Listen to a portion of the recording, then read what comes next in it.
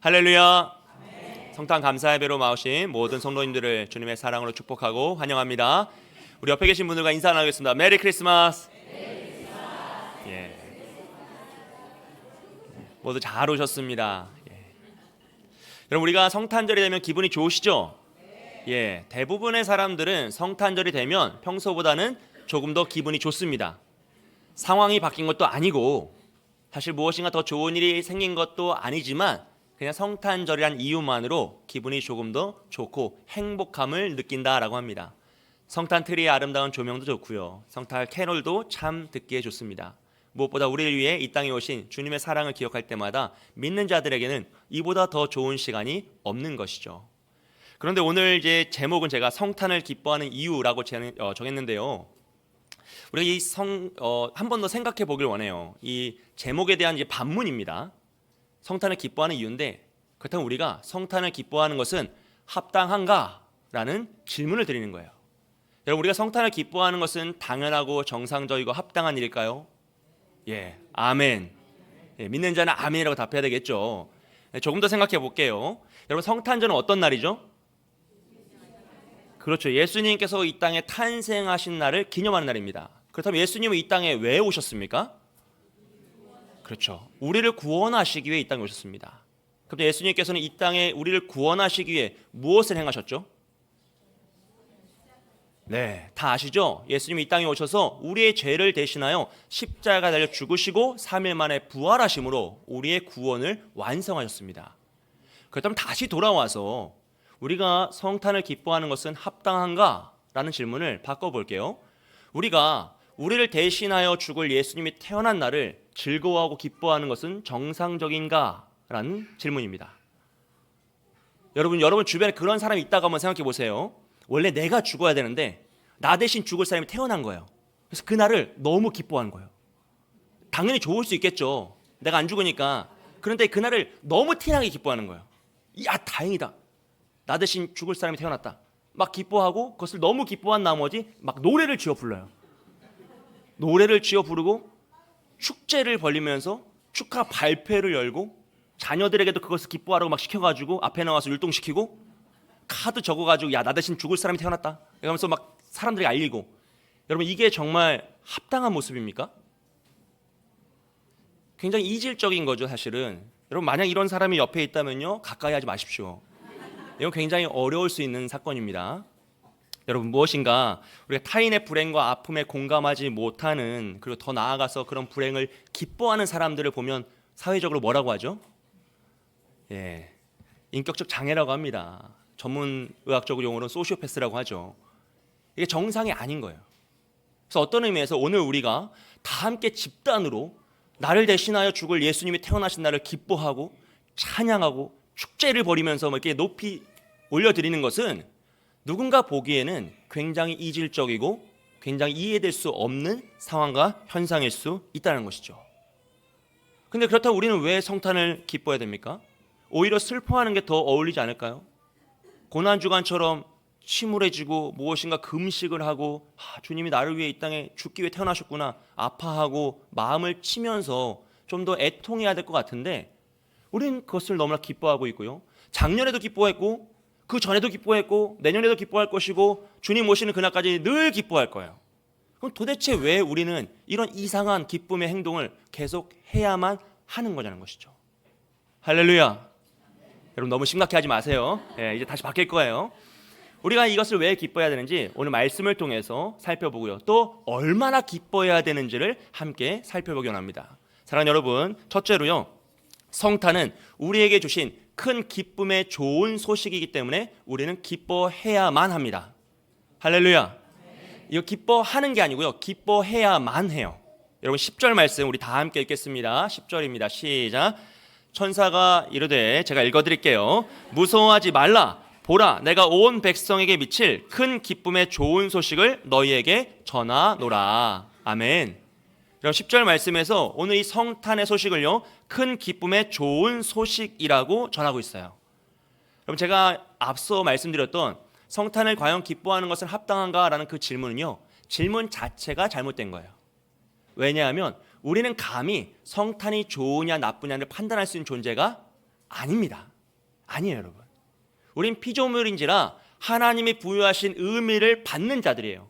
그래서 하나님이 이것은 좋은 것이라고 주시면 그건 좋은 게 되고요. 하나님이 이것을 나쁜 것이라 말씀하시면 그것은 나쁜 게 돼요.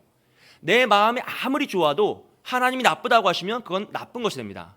그런데 하나님께서 이 성탄을 뭐라고 정의했습니까? 큰 기쁨의 좋은 소식. 그냥 작은 소식이 아니라 큰 기쁨의 좋은 소식으로 정의하셨어요. 그렇기 때문에 성탄은 우리 모든 자에게 큰 기쁨의 좋은 소식이 돼버리는 거예요. 그 의미를 살펴보면 너무 끔찍하고 사실은 너무 슬픈 일인데 하나님께서는 그것을 좋은 것이다라고 딱 도장을 찍으셨기 때문에 우리는 그것을 좋은 것으로 받아야만 하는 것이죠. 그래서 내 마음이나 상황과 상관이 없습니다, 여러분. 우리 성탄절에 모두가 행복한 게 아니거든요. 내 상황이 어려울 수 있잖아요. 내 마음이 낙담될 수 있습니다. 내 육체의 질병으로 고통당할 수 있어요. 그럼에도 불구하고 우리는 성탄을 기뻐해야만 합니다. 왜냐하면 하나님이 그것을 우리에게 기쁨의 소식, 좋은 소식으로 주셨기 때문이에요. 사랑하는 여러분, 여러분의 상황과 상관없이 성탄을 기뻐하시길 축복합니다. 내가 기분이 조금 안 좋아요. 오늘 성탄 감사예배 가족끼리 다 같이 오느라고 아침부터 싸웠어요. 안 간다는 것들을 막 뒤집어 짜가지고 뒤집어 볶아서 이제 끌고 왔는데 마음이 불편한 거예요. 그럴 수 있죠. 그럴 수 있습니다. 아니면 지금 수능 끝난 친구들은 생각보다 그럴 수 있어요. 그럴 수 있습니다. 모든 상황과 환경이 다 내 마음대로 아름다운 것은 아니에요.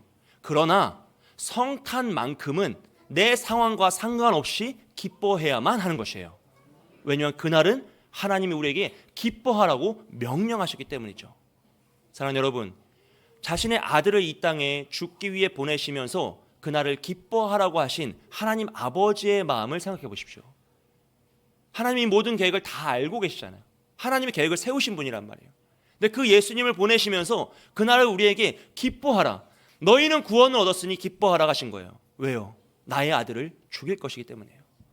그 역설적인 상황 가운데 하나님이 이것을 기쁨의 소식으로 주셨는데 그 아버지의 마음을 우리가 이해함으로써 우리는 감히 이 날을 판단하고 평가하는 것이 아니라 오로지 감사와 찬양과 기쁨으로 맞이해야만 하는 것입니다. 여러분, 그래서 오늘을 힘써 기뻐하시길 축복합니다. 여러분, 제가 오늘 옷 입은 거 보셨죠? 보이시죠? 제가 얼마나 오늘을 기뻐하려고 애를 쓰는지 보이시죠? 네, 이거 제가 선물 받고 맞춤 정장인데 선물 받고 한 번도 안 입었어요. 이거 어디 입고 가기가 참 쉽지 않아요. 이게 쉽지 않아요. 너무 좋은 옷인데 쉽지 않아요. 그래서 제가 오늘 입으려고 아껴뒀어요. 이 성탄 축하 예배 때는 입을 수 있잖아요. 왜? 기뻐해야 되니까. 제가 할 수 있는 최선을 다해서 기뻐하는 거예요. 여러분, 사람마다 기쁨을 표현하는 방법이 다 다르죠. 어떤 이들은 맛있는 음식을 드시면서 기뻐할 수 있어요. 또 어떤 이들은 좋은 선물을 하면서 기뻐할 수 있습니다. 좋은 것을 보시면서 기뻐할 수 있어요. 다 괜찮습니다. 여러분, 오늘은 여러분이 기뻐할 수 있는 최선을 다해서 힘써 기뻐하십시오. 여러분의 상황과 환경과 마음에 제한받지 마시고 온 마음과 정성을 다하여서 힘써 기뻐하십시오. 그런 날입니다. 하나님께서 그것을 행하라고 명령하신 날이기 때문에 오늘 우리가 그 기쁨의 잔치, 축제를 벌일 줄 믿습니다. 여러분, 힘써 기뻐하시길 예수님의 이름으로 축복합니다. 둘째로는요, 성탄은 우리에게 표적이 되기 때문에 우리는 기뻐해야만 해요. 우리 12절 말씀 읽어드릴게요. 너희가 가서 강보에 쌓여 구유에 뉘어 있는 아기를 보리니 이것이 너희에게 표적이니라 하더니라 그래요. 여러분, 목자들이 밤에 천사들의 나타난 소식을 듣고 힘써 달려가서 아기 예수를 봤어요. 그리고 와, 하나님께서 이런 일들을 행하셨다, 놀라운 소식을 전하고 다시 어디로 돌아가죠? 양떼에게로 돌아갑니다. 그러면 그 아기 예수가 태어난 것이 그것도 이제 뭐 왕좌에서 태어난 게 아니라 말 구유에서 태어난 그 아기 예수가 그 목자들에게 어떤 기쁨의 소식이 됐을까요? 도대체 무슨 의미가 있겠습니까? 사실 그 목자들에게는 임금 인상, 휴가 보장, 아니면 뭐 근무 환경 개선, 뭐 이런 게 더 도움이 되지 않을까요? 그게 더 기쁜 소식 아니겠습니까? 그런데 그들은요, 오히려 밤을 샜어요. 힘써 달려갔다 와가지고 더 피곤한 상태예요. 근데 그것을 기쁜 소식이라고 하고요, 오늘 하나님께서는 이것이 너에게 표적이 된다고 했어요. 즉, 그 목자들은 그 전에도 양치는 목자였고요, 예수 그리스도의 탄생을 목격한 후에도 여전히 양치는 목자였습니다. 삶의 변화는 하나도 없어요. 하지만 그들의 인생의 모든 것이 변합니다. 왜냐하면 그들은 마음속에 구주의 탄생의 표적을 품은 자가 되기 때문입니다.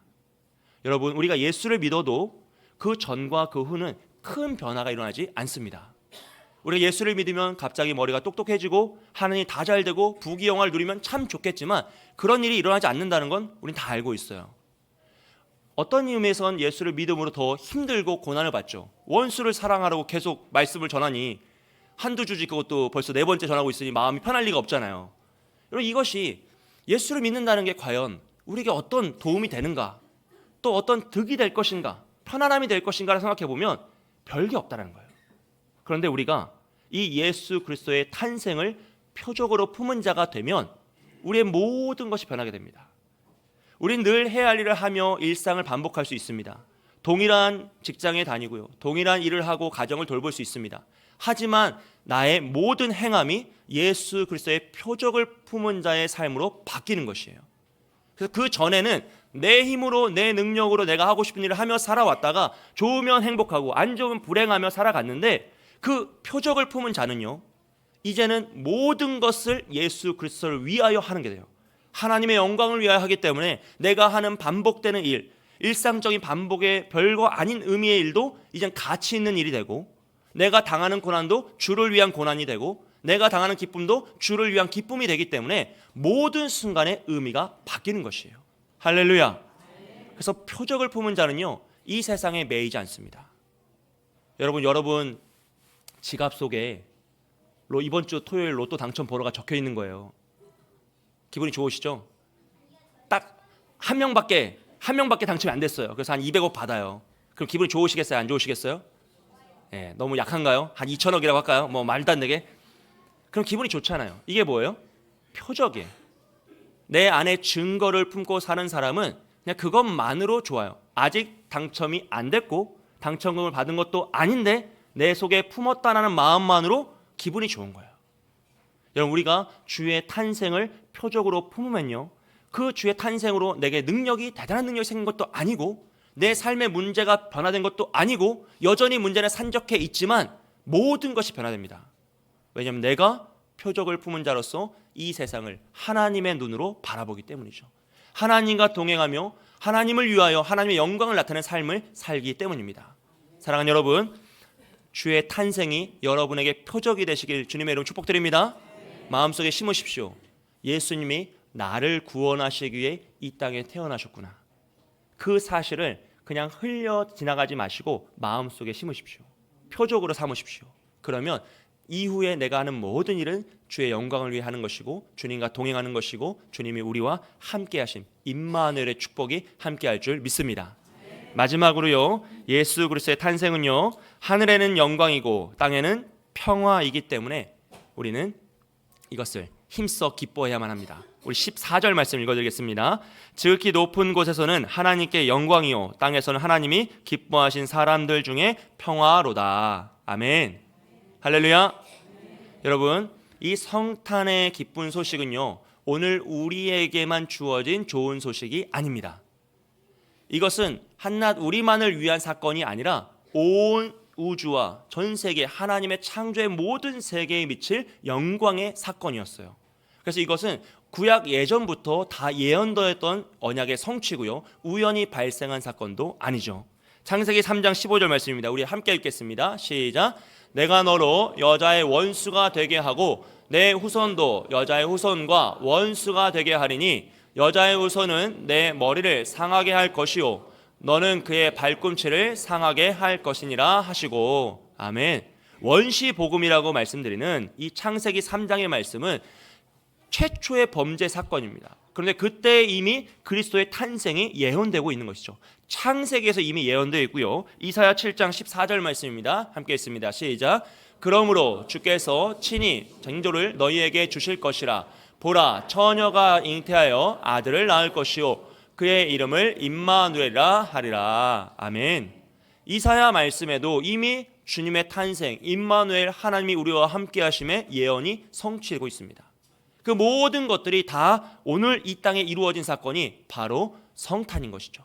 성탄은 우리만을 위한 사건이 아니고요, 하나님의 모든 구원의 계획이 성취되는 사건이고 모든 인류를 향하신 하나님의 뜻이 완성되는 사건이다라는 것이에요.